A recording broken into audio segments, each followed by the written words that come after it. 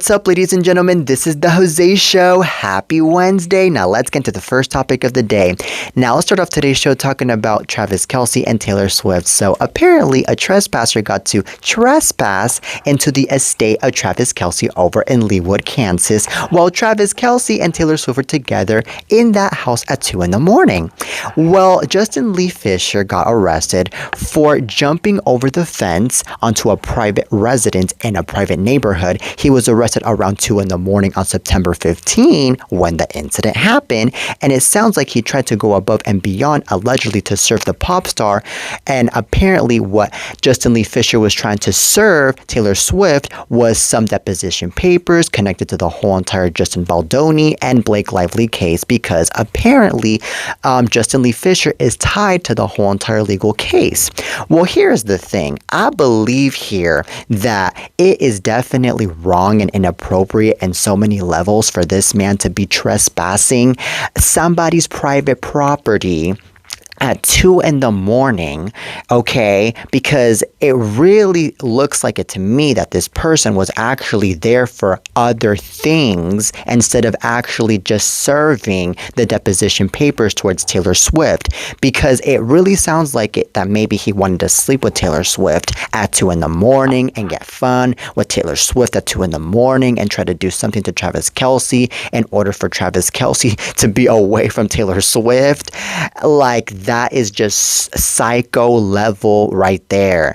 Okay, if this person was actually normal enough to have the intentions of serving just the deposition papers towards Taylor Swift, trust me, this person would meet up with Taylor Swift at a Starbucks. This person would meet up with Taylor Swift at a grocery store. This person would meet up with Taylor Swift somewhere, but definitely throughout the hours of the day like a normal person should.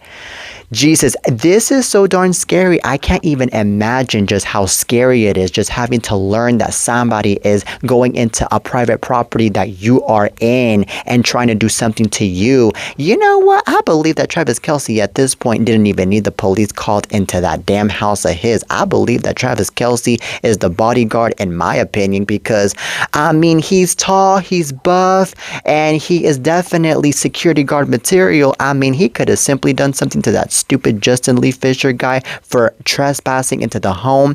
And also, I do remember, I believe that Travis Kelce got to say something about protecting Taylor Swift. So, I mean, that's another reason why I believe that Travis Kelce could have easily been the security guard instead of having to call the popo. But I'm hoping, though, that this Justin Lee Fisher guy doesn't get to approach towards Taylor Swift ever again, because I'm already scared just having to know, like I said, that this person got to go into a private property at 2 in the morning just to try to serve papers towards Taylor Swift about the whole entire deposition case. Now, here's the thing. This Justin Lee Fisher guy, he should actually already know that Taylor Swift doesn't want to have anything to do with the whole entire case and between Blake Lively and the one and only Justin Baldoni. Okay, this person needs to acknowledge that Taylor Swift doesn't even talk to Blake Lively at this point. So what the heck, man? This is so insane. Oh my Lord. But anywho, that is all I have to say about this, and may God bless Taylor Swift, and may God bless the one and only Travis Kelce. All right, now on to the next topic. Now let's talk about Emma Watson. So Emma Watson and J.K. Rowling love each other very much despite their differences on what they think about the whole entire transgender community. Especially because, as we all know, unfortunately, J.K. Rowling expressed in the past her disdain for the whole entire transgender community and the transgender rights and so forth. And Emma Watson previously got to mention in the Jay Shetty podcast just today that she wants to have an open conversation with J.K. Rowling about that in order to fix each other up with their own relationship, especially because let's remember that J.K. Rowling and Emma Watson got to work together growing up. especially on Harry Potter. Okay, so this is what I believe here.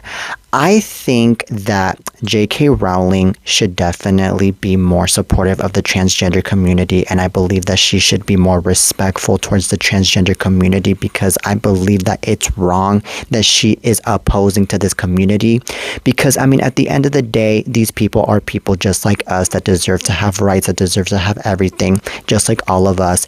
And at the end of the day, I believe that we also live in a time, by the way, where, of course, we should acknowledge the fact that, you know, the LGBTQ plus community is definitely included towards our whole entire world, okay? And also, let's be realistic. Emma Watson, she seems like the kind of person that wants to have peace and serenity with her co-star J.K. Rowling. And she wants to have a lot of love with her and so forth in order to actually make it peaceful and actually make, you know, a really good way of communicating with her, especially because at the end of the day, Emma Watson is that kind of person as well, that she also wants to be friendly and she doesn't want to have a war with anyone. And I completely understand her on that one, because it would be very ugly having to see two women in the entertainment industry having to hate one another because of their differences, instead of actually having to talk it out like mature women. But hey, I believe J.K. Rowling and Emma Watson are actually going to get into an agreement, and they're actually going to get along with each other, and they are going to, you know, maybe be like, okay, well, you know what, maybe I should change my mind on this, and maybe I should be more respectful, and maybe I should stop speaking out about the transgender community, and maybe I should, you know, be like, okay, well, despite me not liking the transgender community, maybe I could, you know, respect them because they are people at the end of the day. And you are right, Emma Watson, for opposing onto what I believe and to saying bad things about the transgender community in the past, and then move forward from there, because I think that that right there is how, you know, the relationship could actually go far in between Emma and J.K. Rowling, so that way there could be a lot more you know, peace, like I said. And of course, there could be definitely a way where, you know, J.K. Rowling could hopefully, you know, be seen as this person that is actually more loving and less transphobic, because, you know, at the end of the day, I mean, a lot of people are already looking at J.K. Rowling as this transphobic person that hates gays and hates the rest of the LGBTQ plus community, and, you know, is seen as somebody especially that is definitely not somebody to count on from that community especially, and that really looks wrong, especially nowadays in the Hollywood industry. So yeah, talking really helps. Talking really fixes things up, Emma Watson. So I am definitely with you on this one. Okay. And you know what? I really am in shock, by the way, that J.K. Rowling is definitely in huge disagreement with the whole entire transgender community here on how they are and what they do and so forth. Because, I mean, I think that especially somebody coming from Hollywood, I mean, I believe that she should, you know, be that somebody that is actually spreading more love and then spreading more of a good image, especially towards everybody, regardless of who they are and this and that. Okay, but, you know, it's just one of those things where, you know, people are going to be in with their huge differences in life with who they believe and what they believe and so forth. And I mean, it is what it is at the end of the day, and what can we do about it, okay? But anyways, that is all I have to say about this. Now on to the next topic. So let's talk about something very sad. So an associate of Tiger King star Joe Exotic was mauled by a tiger while performing an animal show in Oklahoma, and he died a brutal death, TMZ has learned. So Ryan Easley was handling the tiger during the Saturday show at the Growler Pines Tiger Preserve in Hugo, Choctaw County. Sheriff Terry Park tells TMZ. So Park says Easley was suddenly set upon by the tiger, which grabbed him around his neck and shoulder area and sank its teeth into him before violently shaking him. So paramedics and deputies responded to the scene after receiving a call around 2 p.m. for a tiger that attacked its handler, Park tells TMZ, adding Easley was pronounced dead a short time later. Okay, so TMZ was told the Oklahoma Department of Wildlife Conservation is investigating and will make the final decision as to the fate of the tiger and the preserve. Okay, so for the time being, Park says the tiger has been put in a single cage and will not be allowed out pending the outcome of the probe. Okay, so the Growler Pines Tiger Preserve announced Ryan's death on social media Sunday, remembering him as a passionate advocate for wildlife conservation who loved big cats. Okay, so what's more is that Sheriff Park confirmed some of the animals under Ryan's care belong to Joe Exotic, and Ryan somehow acquired them when Joe went to prison. Okay, so apparently Joe is serving a 21-year prison sentence after he was convicted of orchestrating a botched murder-for-hire plot against animal activist Carol Baskin. Joe mourned Easley's death in an ex-post sending his condolences to Ryan's family. Wow. All right. So apparently this Joe guy was already up to no good before he ended up getting killed. So this is what I have to say, man. Even though he was up to no good by orchestrating something which led him to a 21-year prison sentence, I think that it's really sad, it's really scary that this poor guy got mauled by a tiger. I don't even want to imagine him getting mauled by a tiger, because those tigers are so darn strong. They are aggressive. They are violent.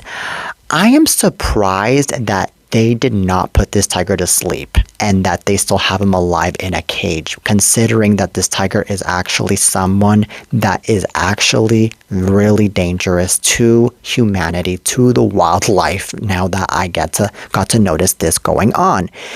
And it's really scary, by the way, that, this person was, like really near this tiger, and this person was really, really confident near the tiger and so forth. And, I believe that if I were Joe Exotic, I would have been so away from that tiger. I would have definitely not have any confidence at all, especially because, we should all know that tigers are really dangerous and they are really scary and violent at the end of the day. And they are assassins, basically. They are assassins. So apparently what I have to say here is, may this guy rest in peace. May this guy definitely rest in peace, especially now that, he's definitely going to be up in heaven than he was here in the world, because apparently here in the world, not only did he get mauled by a tiger, but also he was already facing a 21-year prison sentence anyway. So hell was already awaiting for him anyways. So anywho, may he rest in peace, and that's all I have to say. All right, now on to the next topic. So let's talk about Jimmy Kimmel. So Jimmy Kimmel is back with Jimmy Kimmel Live on ABC after a 6-day hiatus. Well, apparently, Jimmy got emotional as he stressed he never meant to make light of the murder of Charlie Kirk, praised free speech, and condemned the FCC and President Donald Trump for pressuring to take him off the air. He joked about preempting Celebrity Family Feud, then admitted the past 48 hours felt surreal. He compared it to the CEO of Tylenol's week. He said everyone he's ever known has reached out, even Larry, the Seattle radio boss who fired him years ago for refusing to do a donut bit. So Kimmel noted solidarity across the political spectrum, thanked ABC for 23 years of support, and pointed out Trump's push to fire late-night hosts. He then shifted to comedy, joking with FCC chairman Robert De Niro and mocking Trump's United Nations speech, escalator mishap, and teleprompter struggles. So he thanked viewers for speaking up so his voice could be heard, highlighting even those who disagree with him, but defended his right to stay on the air. Okay, so Kimmel thanked late-night hosts from Stephen Colbert and Jimmy Fallon to Jon Stewart and Jay Leno. He said support even came from abroad. And this is really insane, ladies and gentlemen. And this is all according to TMZ. I think that it's an amazing thing that Jimmy Kimmel got to return last night to his beloved show. And I think that it is amazing that Jimmy Kimmel got to bash Donald Trump and the FCC like crazy, man, because that's what they freaking deserve.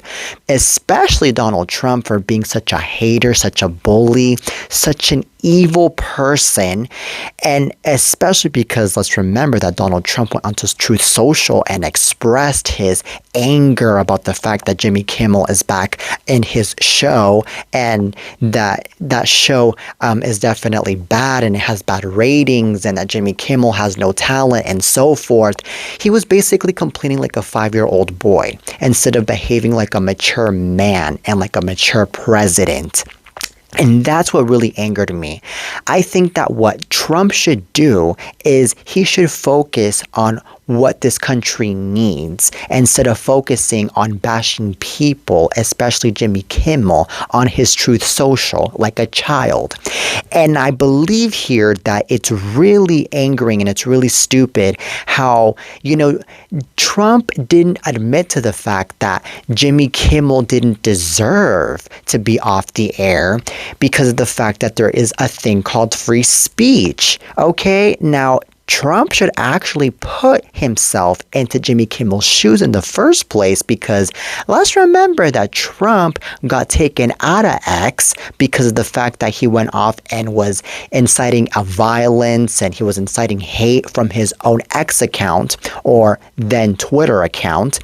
And I mean, that right there was definitely evil in all levels. Okay, but what the difference there was that Trump got taken down from that social media platform because of the fact that it was not because of the free speech. It was because of the inciting violence. And Jimmy Kimmel, he got taken down from his own show because of the fact that apparently Trump and the FCC couldn't stand the fact that they were using free speech, and they were basically admitting the fact that, Trump wasn't really making a whole entire good reaction towards the whole entire Charlie Kirk assassination, and that basically the whole entire Charlie Kirk assassination to Jimmy Kimmel was like a whole entire political, gain, even though of course it was really sad to Jimmy Kimmel, but Jimmy Kimmel even admitted that it was a whole entire political gain and political thing that was being turned into because of the fact that, Trump was, talking about it, and he was, making so much politics over the whole entire assassination as he was reacting to it, let's remember, and he wasn't really making it about Charlie Kirk at all. And to me, that was just very sad. So let's remember that that was definitely what Jimmy Kimmel was expressing, and it wasn't about Jimmy Kimmel mocking the assassination of Charlie Kirk at all. And ABC and Disney knew it after all, which is the reason to why Jimmy Kimmel ended up returning with his show just last night. Okay, so this is a battle loss for Donald Trump. And you know what? If Trump even tries to sue ABC by bringing back Jimmy Kimmel, then guess what? Trump is going to lose big time because there is nothing to sue. There is nothing to complain. I believe that justice has been done all along, that Jimmy Kimmel is actually back on that show and up in his feet again. And I'm happy about this. Okay, so justice wins at the end of the day, and that is all I have to say about this. And congrats to you, Jimmy Kimmel, for returning to your show. We love you. You're an icon. All right, now that is it for today's show, ladies and gentlemen. I really hope you guys enjoyed today's lovely episode of The Jose Show. Till next time, and peace.